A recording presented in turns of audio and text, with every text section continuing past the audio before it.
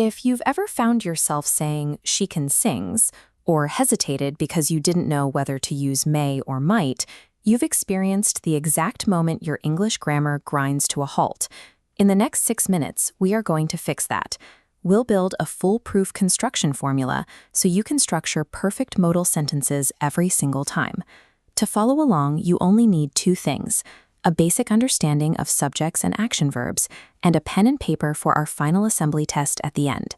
This rigid formula provides a consistent sequence for these verbs, turning a common point of confusion into a predictable assembly process.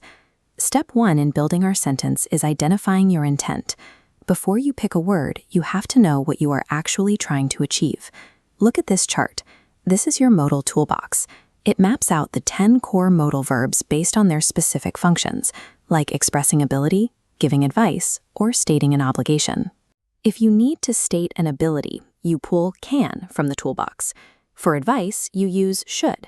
And when dealing with strict necessity, you reach for must.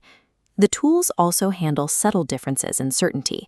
May expresses a standard possibility. It may rain tomorrow. But if that possibility is much weaker, you swap it out for might. For future-focused goals, will locks in future actions and promises. Would handles polite requests, or describing a habit you had in the past. Selecting the exact right tool from this grid ensures your intent is clear, preventing critical miscommunications before you even start building the sentence. Now that we have our tools, let's look at the golden formula. This diagram shows a rigid 3-part sequence to build a basic modal sentence: subject plus modal plus base verb. Watch how these snap together: I plus can plus swim, or we plus must plus study. The structure stays exactly the same. But here is where assemblies fail. Speakers often instinctively try to alter that third block, the verb. Modifying that block causes a fatal error and breaks the entire structure. This brings us to troubleshooting rule 1. Look at this side-by-side comparison. Never add an S to the end of the base verb, no matter what the subject is. She can sings is incorrect. She can sing is the only correct assembly. Rule 2.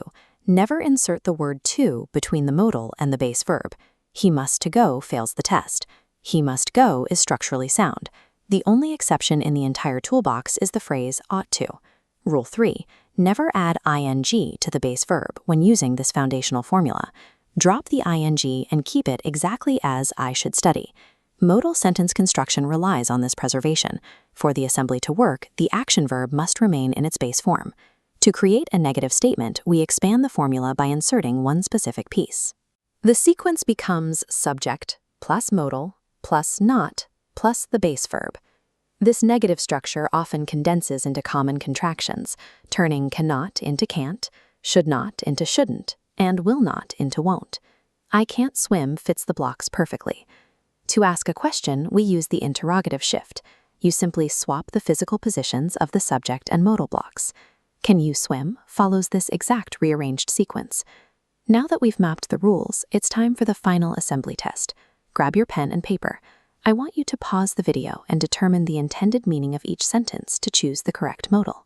Here are the 5 sentences. Take a moment to work through them. Let's check your work. For question 1, asking for help is a polite request, so could or can fits the blank. For question 2, wearing a helmet is a strict rule, making must the correct tool.